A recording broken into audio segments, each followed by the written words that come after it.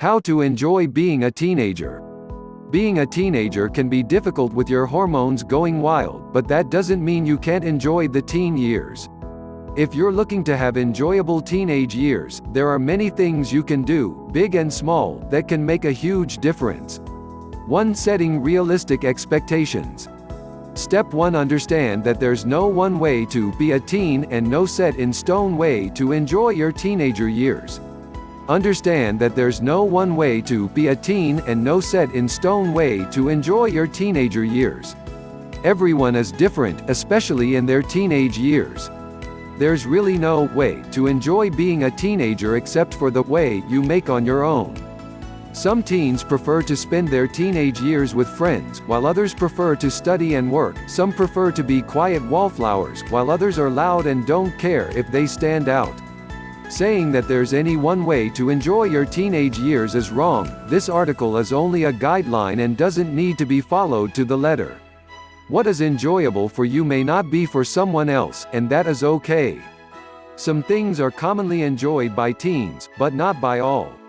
Turning 13 does not mean suddenly you wake up and everything has changed. Step 2. Avoid media-based expectations, good or bad. Avoid media-based expectations, good or bad. Being a teenager is not necessarily any easier or more difficult than any other life stage. Although adolescence is a time of great change, this does not necessarily mean it will be the most difficult time of your life. If you get wound up with concerns that this new life stage will be fraught with ever-present drama, the truth is that this is just another stage of your life which you will get through as much as you did toddlerhood long ago. Remember, the media presents teenagers inaccurately.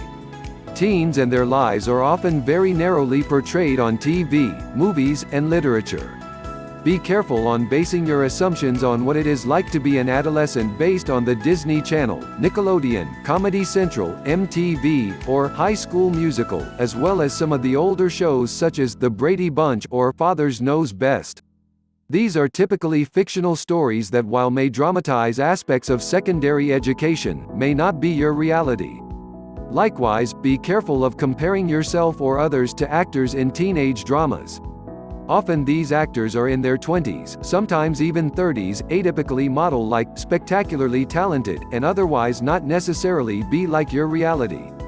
The homemade videos on YouTube that feature actual teenagers are far more realistic and accurate than the movies and TV. Many teen movies, especially the older ones, have become nostalgia films for adults, e.g., The Breakfast Club, and many shows on Disney and Nickelodeon are designed for children. Step 3. Realize that the teen years are not all alike. Realize that the teen years are not all alike. There are 6 years between 13 and 19, and there are a lot of differences between them. Middle school is different than high school, which is different than beginning the adult work world, college, or trade school. The awkward, lanky 13-year-old may be a confident military-bound individual at 18. 2. Developing yourself. Step 1. Develop your sense of self, focusing more on your own thoughts and goals, instead of what other people think. Develop your sense of self, focusing more on your own thoughts and goals, instead of what other people think. For lots of people, the teenage years are full of worries. Stop paying so much attention to them. Many worries are based on what other people think, e.g., what if they don't like me after this, or what if my mom gets mad that I don't study medicine like she wants, rather than what you think. Go ahead and do what you want to do, without factoring in the opinion of others. Dye your hair a wacky color, wear what's comfortable and not what's trendy, call your crush, choose your own path in life, and don't worry about what others think of your choices. At the end of the day, it's your life, so live it the way you want to. Of course, there are some limits to this. You may want to speak your mind, for example, and it's okay to have your opinions, but you don't want to offend people or start an argument in an inappropriate place. Some social rules, such as not hitting annoying people, are important to follow. Learn when it's important to listen to social rules, and not what you think. Step 2. Discover and engage in your interests. Discover and engage in your interests. When you were younger, people always told you to find hobbies, and chances are, you have at least a few basic interests that you can engage in. Use these to your advantage. Can you pick something you want to practice and dedicate more time towards, e.g., playing an instrument, or delve into a subcategory of your interest, for example, moving from simple writing to writing poetry or literature? Don't be afraid to try new things.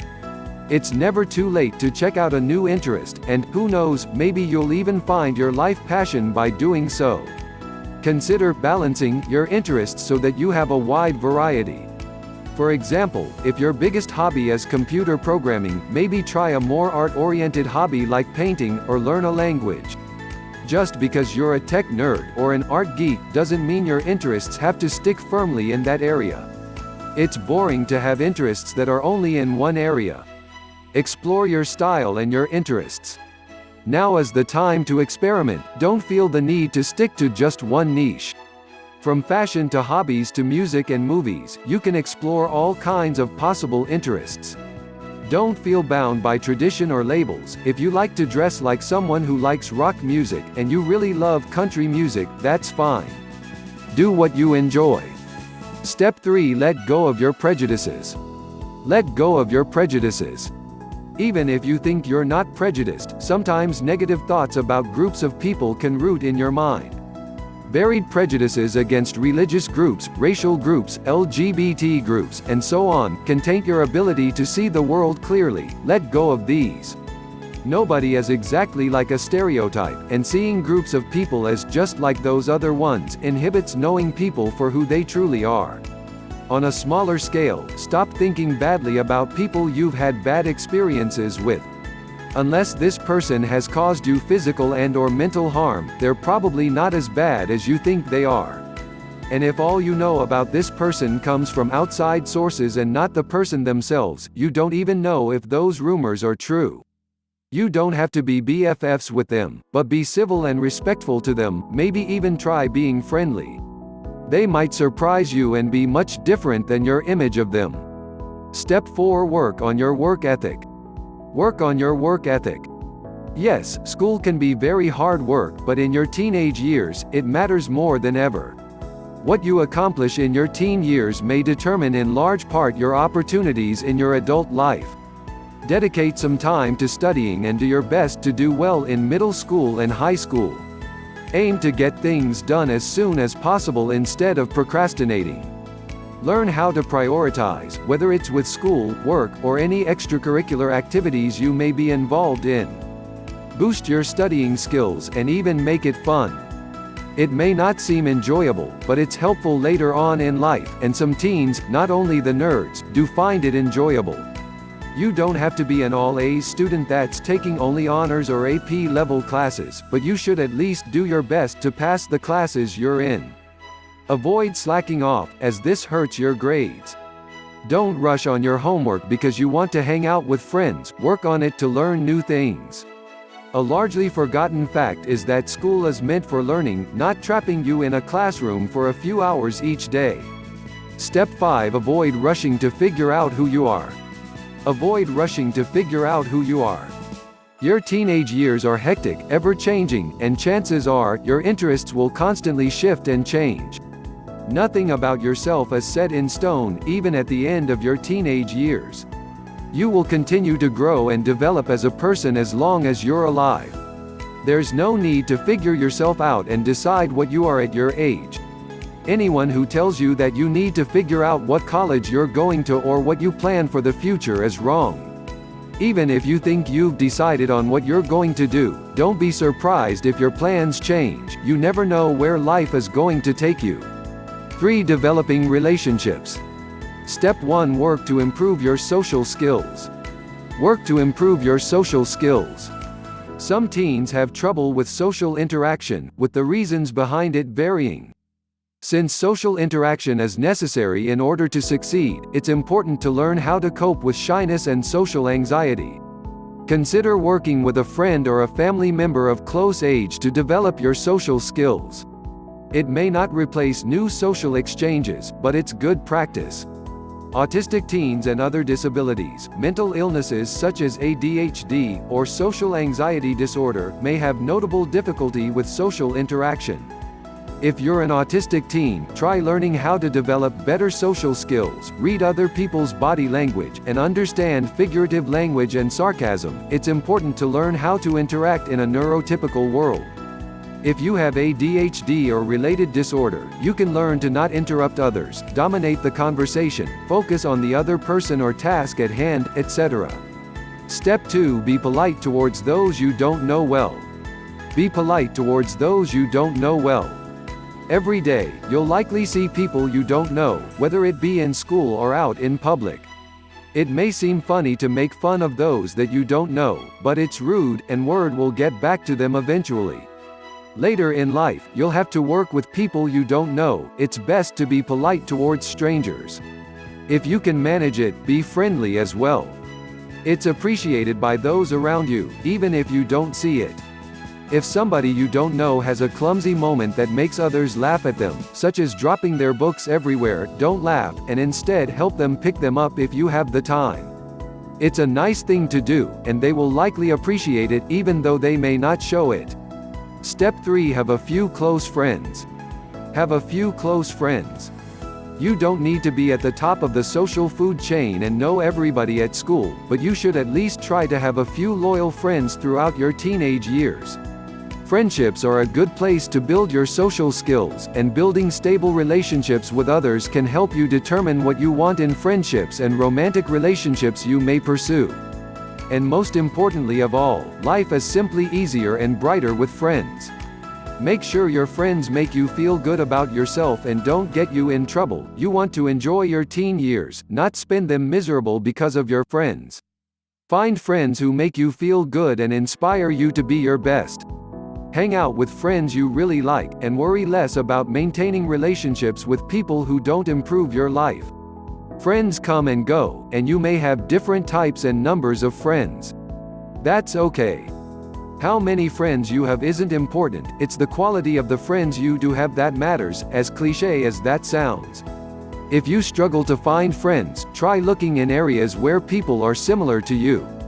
Are you LGBT, for example? See if there's a teen LGBT group in your city, or if your school has a GSA that you could join.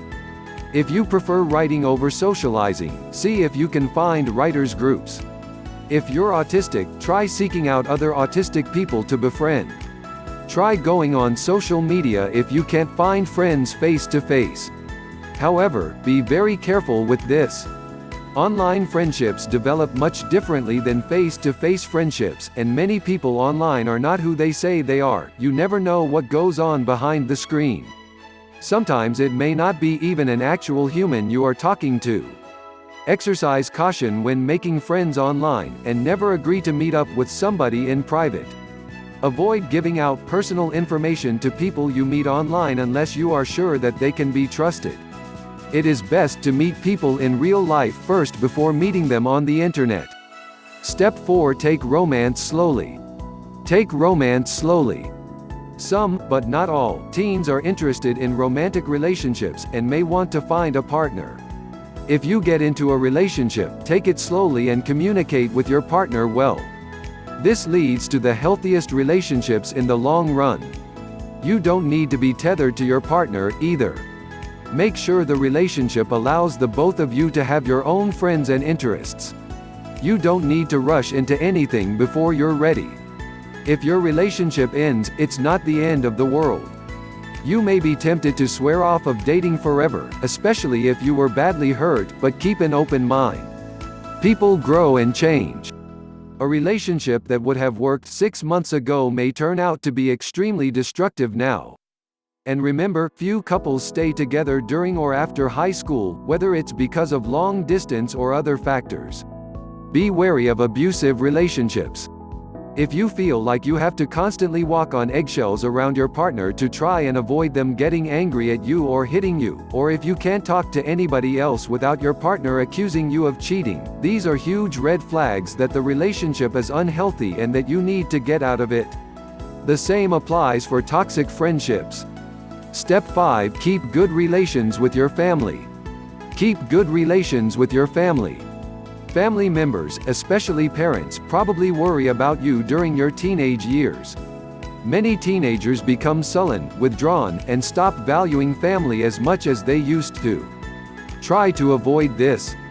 Family is one of the most important connections in your life. It's the building blocks for all relationships you develop, whether they're friendships, romantic relationships, or a family that you choose to have later on in life. And plus, you see them every day, why not make it nice to spend time with them?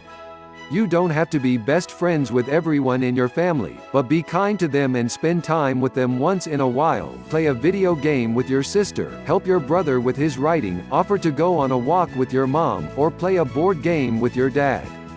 Don't just stay in your room all day and only see your family at meals. Improve your relationship with your siblings. It's fine to argue and bicker with siblings here and there, but remember that your sibling relationship is usually one of the longest in your life. Siblings can be great allies, mentors, and friends, not just now, but also when you're old and gray. Watch out for abusive family members. Your family can be some of the closest friends you have, but they can also negatively impact your life. If your parents constantly make you feel down, they may be emotionally abusing you. If your brother constantly hits you, that's a sign of physical abuse. Usually, talking things out with a close friend or confronting your abuser can lessen the hurt, but know when to report child abuse. Keep close to your extended family, such as your cousins, too. Make an effort to spend time with them when you can. You probably don't see your extended family often, so take advantage of the time you do have to hang out with them. 4. Helping others. Step 1. Consider volunteer work. Consider volunteer work. You may not be interested in volunteering or attaining a job, that's okay. Helping out others is only a recommendation. However, many volunteers report that their work makes them feel good. Some volunteer work can even help with self-development. Consider the benefits and drawbacks of volunteer work or jobs, and use this to decide whether you'll help others out. Step 2. Avoid thinking that you can't help anybody. Avoid thinking that you can't help anybody. You don't have to get a job when you're a teenager, and when you're under a certain age, it's nearly impossible to find one, but that doesn't mean that you're unable to help out. Consider volunteering, doing odd jobs for others, or helping someone to learn something they don't know. This can do wonders to help other people. It will be helpful for future employment after college to have a job or volunteer so you can have valuable work experience. Volunteering doesn't have to happen outside of the home. If you have an internet connection, you can volunteer online, for example, editing WikiHow articles about your favorite subjects. Step 3. Build off of your interests and talents. Build off of your interests and talents. Are you interested in animals? Volunteer at an animal shelter or collect supplies for your local nonprofit shelter. Are you good with people? Find a job or volunteer work that's oriented around talking to others. Can you design complex web pages with minimal effort? Offer to help others learn web design. Take your talents and interests and find something you can do based around those. It can be a great help to volunteer or work and have fun at the same time. Step 4. Consider tutoring younger kids. Consider tutoring younger kids. If one of your talents is that you're an all-A's scholar, see if there's a program at your school that allows you to tutor struggling students. If not, try asking families that have younger kids or advertising a tutoring service. You may get some great opportunities. It's okay to turn down a tutoring offer. If you can't tutor the neighbor's son because he's too loud and disruptive, or if you aren't good at a subject that somebody needs help with, it's okay to politely say, "I'm sorry, I can't do that job," or "I don't think your child and I work together very well." You can either choose to get paid for tutoring or do it for free. If you do choose to make it a job, however, don't overcharge. Few people will hire you if you charge $10 an hour. Step 5. Participate in fundraisers and activities for causes you support. Participate in fundraisers and activities for causes you support. Some organizations will host activities to donate to certain causes, for example, walks to support cancer research, collect money and donate it to groups that do cancer research. Other activities seek to spread awareness of illnesses, or acceptance of disabled people. Consider participating in these. Be sure you know what group the activity is supporting. Some groups are well known for being surrounded by controversy. Do careful research on an organization before participating in any of their events. You don't want to support something that causes more harm than good. Step 6. Do things that make others happy. Do things that make others happy. You don't need to participate in giant volunteer organizations to make a difference. Consider doing basic things to help people have a brighter day. Compliment your classmate's poem. Tell someone they look fantastic. Help somebody pick up their things if they drop them. Hold the door open for others who are struggling to carry things, and so forth. Something that seems little to you can turn someone else's entire day around. Get out there and help to make the world a better place by making others' lives more enjoyable.